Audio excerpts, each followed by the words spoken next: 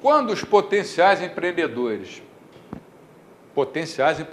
é o José, percebem que vai ser mais fácil alcançar os seus fins se eles dedicarem o seu tempo a tentar influir no governo, eles acabam ou abandonando ou colocando em segundo plano exatamente a essência da sua função social, a sua criatividade, que é descobrir oportunidade de lucros nos mercados.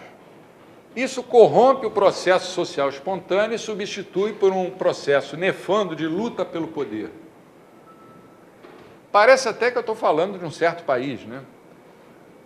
Quanto tempo as empresas brasileiras gastam com lobbies, com advogados, contadores, para tentarem dar um jeitinho na legislação tributária, coisas desse tipo, e para influírem em Brasília?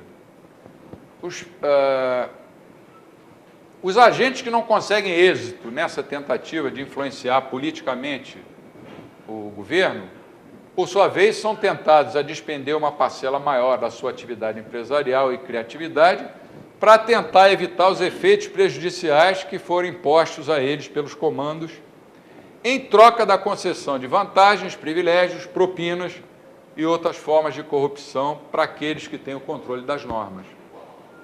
O socialismo, portanto, promove desvios da função empresarial. É um sistema imoral, em todos os sentidos. Mas não acabou. O intervencionismo tende a estimular reações por parte dos agentes no sentido de desobedecer aos comandos e ordens.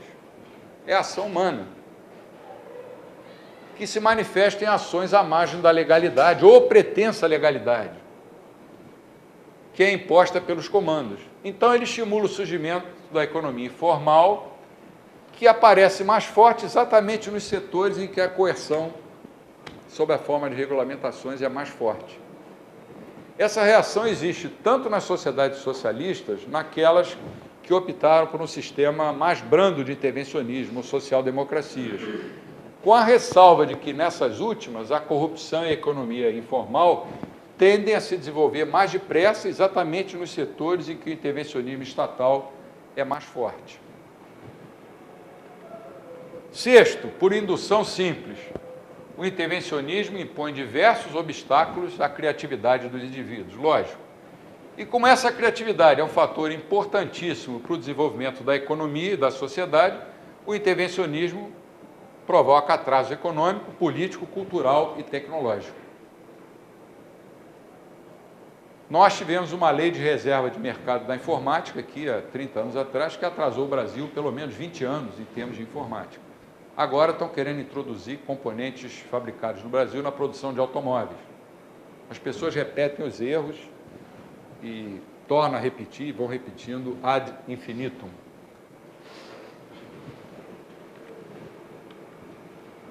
Por fim, é um sistema que é uma verdadeira aberração moral. Por quê? Ele perverte os conceitos de lei e de justiça, ao instituir hábitos e concepções viciosos e agride os mais elementares direitos inerentes à pessoa humana. Engraçado que são as pessoas que mais falam em direitos humanos, que, aliás, é um pleonasmo, porque não existe direito não humano. O direito é uma ciência humana. A começar pelas liberdades individuais, como nós vamos ver em seguida. Além disso, por ser fundamentado no conceito de luta de classes, sem luta de classes o socialismo não sobrevive. O socialismo é uma coisa extremamente desagregadora, é característica da sua alma, do seu ethos, lançar patrões contra empregados, pobres contra ricos, brancos contra negros, índios contra brancos, mulheres contra homens, heterossexuais contra homossexuais. Eles sempre têm que estar inventando um conflito de classe, porque eles sobrevivem disso. Desde Hegel ao Marx, que colocou conflito entre capital e trabalho, e modernamente, seguindo Gramsci, as pessoas tentam fazer esses conflitos.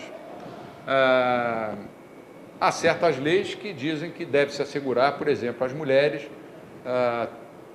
metade das vagas em concursos públicos. É uma lei completamente absurda, Porque se num concurso público todas as vagas forem preenchidas por mulheres, elas deverão ser ocupadas por mulheres, mesmo que nenhum homem passe, ou vice-versa. Nós estamos cheios dessas leis aqui dentro, como na UERJ, que foi a primeira a instituir o sistema de cotas raciais, que é outro absurdo, outra maluquice, mas fundamenta nesse conceito, nessa dualidade, nessa dialética da luta de classes. Para que ele possa encontrar eco entre as massas, né? Eu falei no livro do Ortega y Gasset, A Rebelião das Massas, e que o Eric Voegelin, aquele grande filósofo que o Alex Catarino mencionou várias vezes, chamava de segunda realidade, é preciso desagregar, fomentar o ódio, lançar irmãos contra irmãos. Sem esse vício moral, o socialismo não pode sobreviver. Então são os grandes trustes, os empresários que são safados, os heterossexuais que perseguem os homossexuais, e sempre estão julgando uns contra outros. Mas a imoralidade não fica nisso. Quando ele estabelece a igualdade de resultados, ele desestimula a ética do trabalho, que talvez seja o valor mais importante da tradição judaico-cristã e do capitalismo. Por razões óbvias, se João, que é um cara trabalhador, dedicado, bem preparado e com espírito de iniciativa, ele sabe de antemão que vai ganhar o mesmo que Inácio, preguiçoso, desleixado, sem estudo, que prefere viver à custa dos outros, é evidente que João não vai se sentir estimulado a colocar em prática as suas habilidades, ele vai se limitar a fazer o essencial que lhe garantirá a renda estipulada pelo Estado. Fazer uma pequena correção aqui, escrever Estado com letra minúscula. Pronto. Eu fiz esse juramento e vou cumprir até o fim. Estado com letra maiúscula, talvez só o Amazonas, que é o maior deles. Vamos lá, salva logo. Estou doido para ouvir as perguntas. Não, continuar. Vamos lá, coragem. Coragem. Eu não posso deixar passar a palavra Estado com letra maiúscula. Gramaticalmente eu estou errado, mas moralmente eu tenho a convicção de que eu estou certo. A Veja me acompanha. Olha o problema da dispersão do conhecimento. Esse é um exemplo simples do Jesus Huerta de Soto. O indivíduo A, que tem um fim X, e o indivíduo B tem um fim Y. Como é que se cria e transmite a informação? Aparece o indivíduo C, o José, com uma ideia, ele é um empreendedor, aí ele vai lá na Maria, compra o meio dela, vende para o João, João paga para o José, José paga para a Maria. Simples. A mão visível dos comandos do Estado. Pronto, entrou o Estado aí, bloqueou todo mundo. Porque João, Maria e José só podem fazer o que o governo deixar. Pelo bem coletivo. Pelo bem da colmeia. Para que eu vou ter ideia? E botar essa ideia em prática, isso não vai adiantar nada. É igual a corrida de Fórmula 1, que todo mundo chegasse na mesma linha. Empatados. Quem ia assistir essa corrida? Né? O conceito de igualdade na chegada. Né? Igualdade de resultados. O erro intelectual do socialismo tem um nível superior, que é o organismo de controle central, que o Rothbard chamava de agressor institucional. Rothbard tinha umas palavras fortes que às vezes eu gosto, às vezes não, mas essa aí é uma que eu gosto. Aí ele manda uma série de comandos na forma de legislação. Aqui embaixo você tem milhões de pessoas,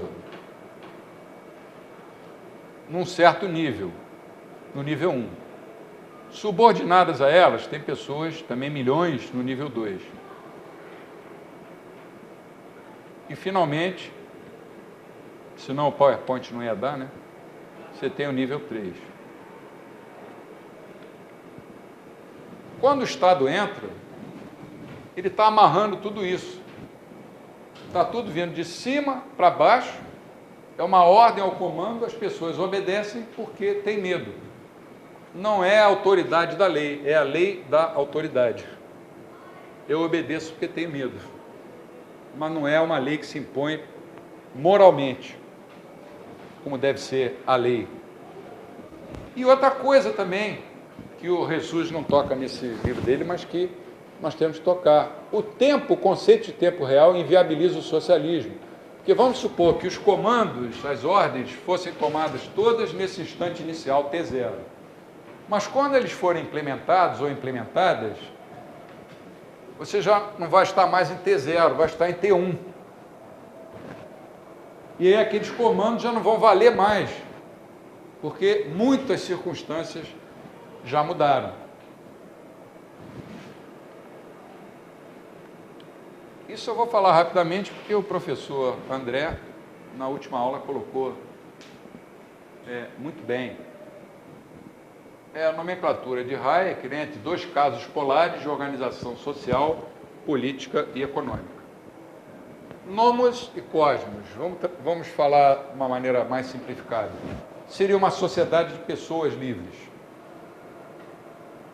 Nomos seria uma sociedade regida por leis, normas gerais de justa conduta, abstratas, iguais para todos, prospectivas, baseadas no direito consuetudinário, usos, costumes, tradições. E cosmos seria uma economia inteiramente de mercado, sem qualquer intervenção do Estado. Uma sociedade desse tipo jamais existiu. Existem sociedades que, em certas épocas, tenderam a ficar perto disso, como os Estados Unidos no início, por exemplo. E no outro extremo você tem uma sociedade totalitária. Táxis é uma economia completamente controlada pelo Estado e teses são comandos, ordens, imposições, que a gente chama muitas vezes de leis, mas que na verdade não são leis, são comandos. O Hayek chamava de legislação. Os dois sistemas têm uma coerência interna. Para você ter uma economia dirigida, você vai precisar de controles.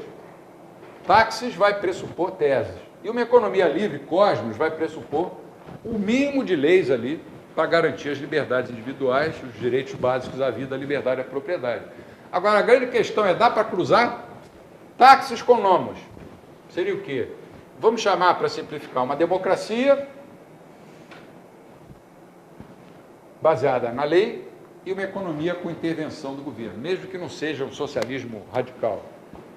É claro que isso não pode funcionar por muito tempo, porque à medida que o governo vai intervindo, nós vamos ver isso nessa semana ainda, essas intervenções vão exigindo que ele intervenha cada vez mais. E para intervir, ele não vai precisar de normas gerais, ele vai precisar de comandos. Então a tese do Hayek é que no longo prazo, esses sistemas mistos, tipos nomos, táxis, social-democracia, convergiria para um regime totalitário. E dá para cruzar teses com cosmos, quer dizer, uma economia livre com comandos? É claro que não. Se a economia é livre, ela não pode estar sendo regida por comandos. Então, eles concluíam que não poderia haver no longo prazo a tal terceira via,